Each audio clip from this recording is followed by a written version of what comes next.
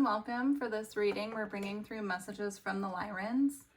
When I was tuning into the energy and kind of sitting with them, I just heard the word fairies, and then I was seeing the color purple very clearly. So I pulled out this deck. It's the Fairy Medicine Oracle. Actually, a friend of mine made this deck quite a while ago, but I just felt guided to use it today, and so we're just going to see what the Lyrans bring through. Let's see. I'm intrigued.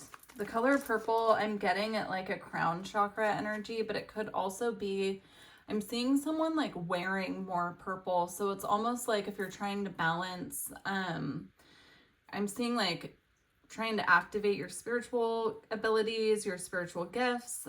There's something here about wearing more purple that will assist with grounding these into the chakra system. So very interesting. Okay, let's see what comes through.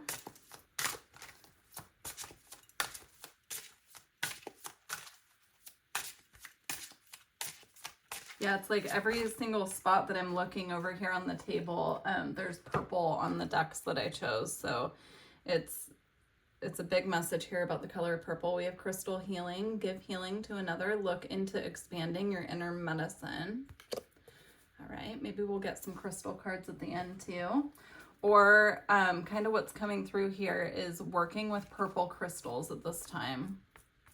Even her bubble here, if you look at it, there are different colors, but it has primarily purple in the center there. So yeah, purple crystals would be choroite, amethyst, gosh, even some rose quartz is purple. Like if you find the deeper colors of rose quartz, spirit quartz is purple. I'm trying to just think of any purple crystals I can think of, but that's coming through very strongly here.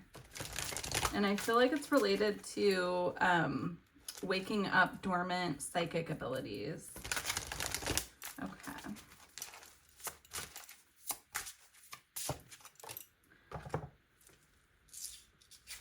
Okay, we also have rainbow healing. And again, you know, this is a rainbow card, but there's a lot of purple here.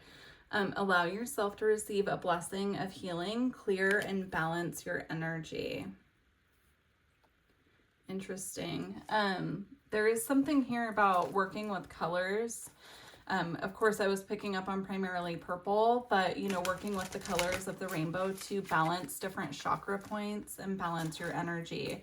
So for example, I'm seeing like, if you're feeling ungrounded, wearing the color, either the color black or the color like a darker red, would work with the root chakra to ground you.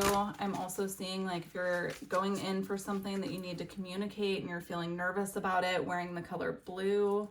I'm seeing specifically like this color blue here down at the bottom, like, you know, kind of a more, it's not like a muted blue, but that's how it's coming through, like a darker color blue, or maybe like a little bit of blue and green connected with blue with green connected to it. Something like that. Interesting.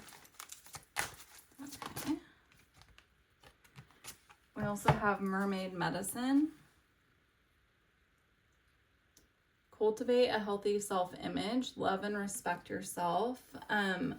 Now it's coming through as well, like wearing empowering colors that you feel empowered in if your self-image is something that you're struggling with at this time. So pretty much what I'm getting here is the message coming through is that they're asking for us to pay more attention to the colors that we're wearing and how those colors kind of, you know, can expand or shut down what we're trying to work on. So for instance, like if we are trying to stay grounded, but we're wearing a lot of neon colors or colors that resonate with like the upper chakras, like, you know, bright purples or white or something like that. It's like it's going to activate more of that upper chakra system instead of pulling us back down to earth and more grounded. This could translate as well with like when we're working with crystals, because we do of course have crystal healing here that came out first. So, you know, if you have a lot of crystals in your environment and you're having trouble staying grounded, it would be better to work with the crystals that are more grounding or of like a darker color, like black tourmaline or hematite, onyx, something like that. Even like this desert rock I'm being guided to that I have here, right? It's like kind of that red rock, but it's grounding because it comes from like the, you know, the more dense parts of the earth. I feel like it just wants to be here for now. Very interesting messages. We also have fairy magic. And it says, ask the fairies to help you manifest your dreams into reality. Very beautiful. I feel like that's what they're getting at. It's like if you're working on manifesting and nothing's working, they're asking us to like reevaluate what colors we're wearing and if it aligns with what we're manifesting or what we're calling in. So very beautiful. All right. I feel like they want me to move on to a different deck. All right.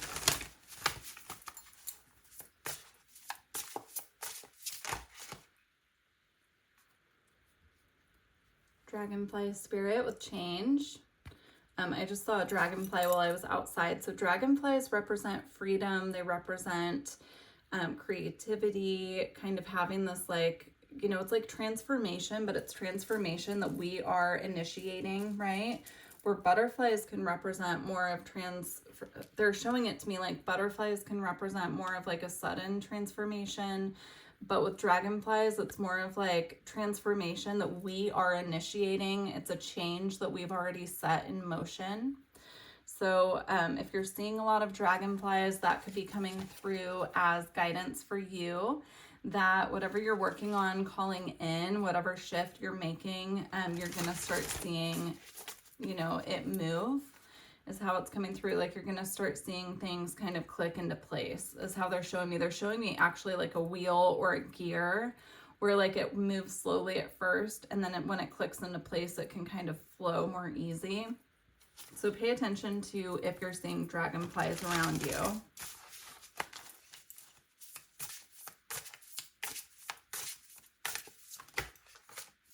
Okay. We have guardians of the land with protection.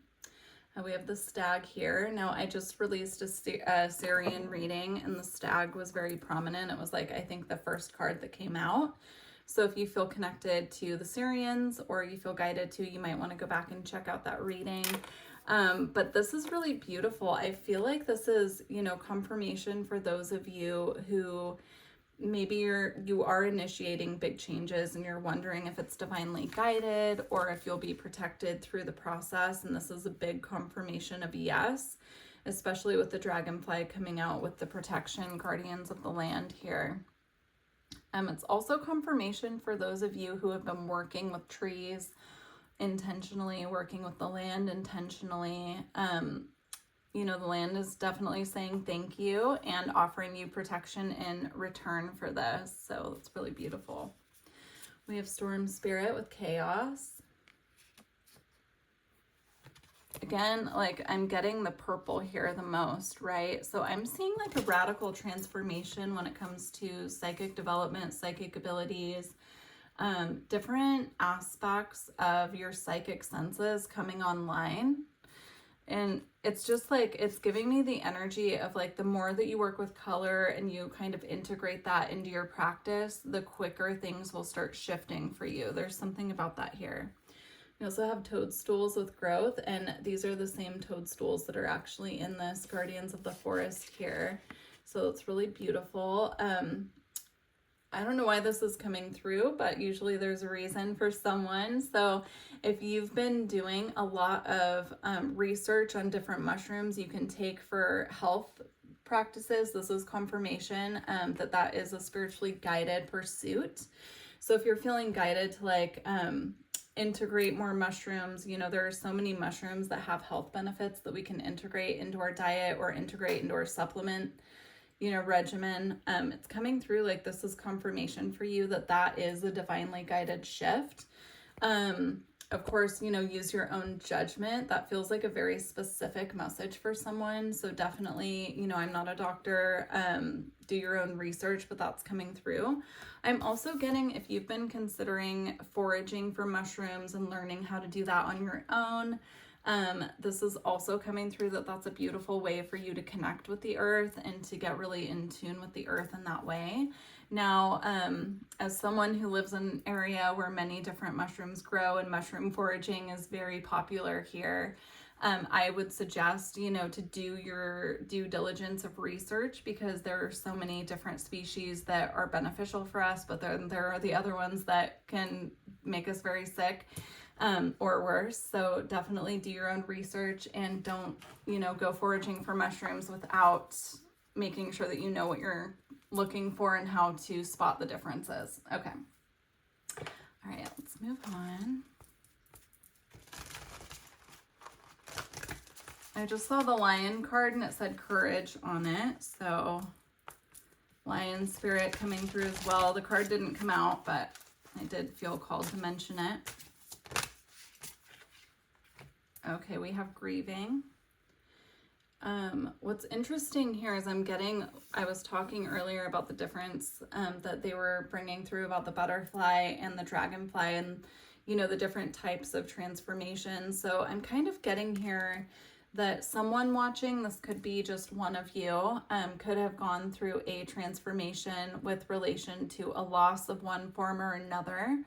That kind of came out of nowhere. You know, loss can come in many different forms. It could be losing someone we care about. It could be a job, a relationship not going the way we wanted it to, something like that. But I'm getting like there's some form of loss here that's actually catapulting you forward on your spiritual path. It's like opening you up in a way that perhaps you weren't headed on the path towards. Like this could have initiated, I guess, a spiritual awakening, or even if you were already, you know, on a spiritual path, it could like initiate the next level of that trust in spirit and that awakening. So very interesting. But I am getting here with the butterfly, it was like a change that you weren't seeing or a change that came very quickly.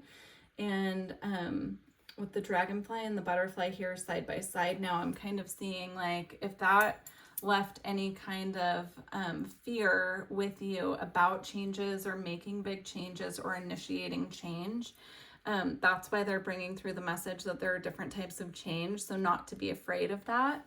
It's like things will shift when they're meant to, and things will shift how they need to is what I'm getting. Oh my gosh, I just split the deck and we have confidence here, but we also have the butterfly again with transformation. So very interesting. Yeah, it's like they want you to be confident that the changes moving forward are going to be for your highest good. And I'm getting like, you know, the storm spirit here with the chaos is kind of connected to that too. This change might have thrown you into feeling or perceiving a lot of chaos. And they're bringing through the message that don't be scared of change just because that one situation didn't transform the way that you wanted it to. They don't want you to lose your confidence and trust in the universe here with regard to change specifically. Okay. I just saw the good luck card, but it didn't come out all the way. Let's see.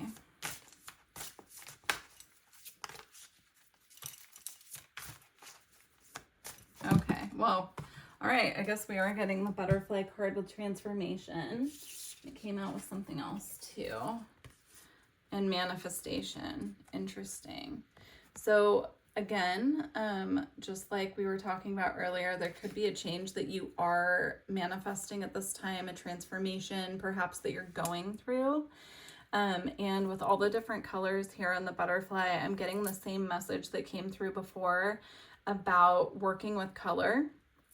They're reminding me to get some crystals here too, so we're going to do that. But working with different color, not only of crystals, but with what we're wearing, what we're kind of putting around us too. They're showing me like different colors in our home and how that can affect our energy as well. It's like just being mindful of the crystals and the colors and, you know, the different, like how different things work with us basically, especially when it's in an environment like our home or our altar where we're doing sacred work as well.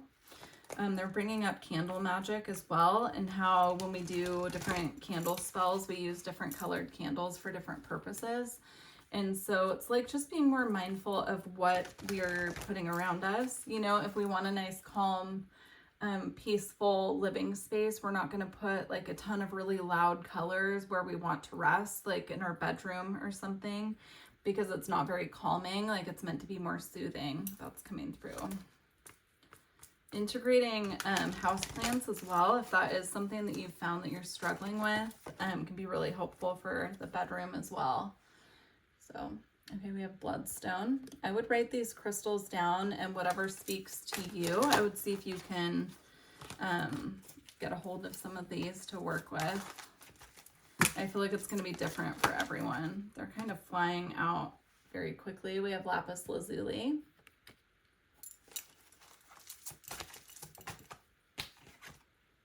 We have apatite. Specifically, that's a blue apatite there. So lapis lazuli and blue apatite are they both work really in depth with the third eye and psychic abilities. So that's definitely in alignment with what was coming through at the beginning. Although I was seeing purple, these are more of a blue. We also have moldavite. So if you've been feeling guided to work with moldavite, definitely do your research first. I've heard of a lot of people having, experiences with moldavite where it's a little too intense for them. I've worked with it before. It's never impacted me like that, personally, but everyone's different. So do your research before you start working with that one. But if you're feeling called to, I feel like this is coming through as confirmation. Okay. All right, last one. We have Eye of the Storm, which is so funny because here we have the storm spirit, right? Where I live, we're going into fall, so there are going to be more storms, so that could resonate with you as well. You could be somewhere in the world where the stormy season is upon you, and so that could be confirmation that this reading is for you.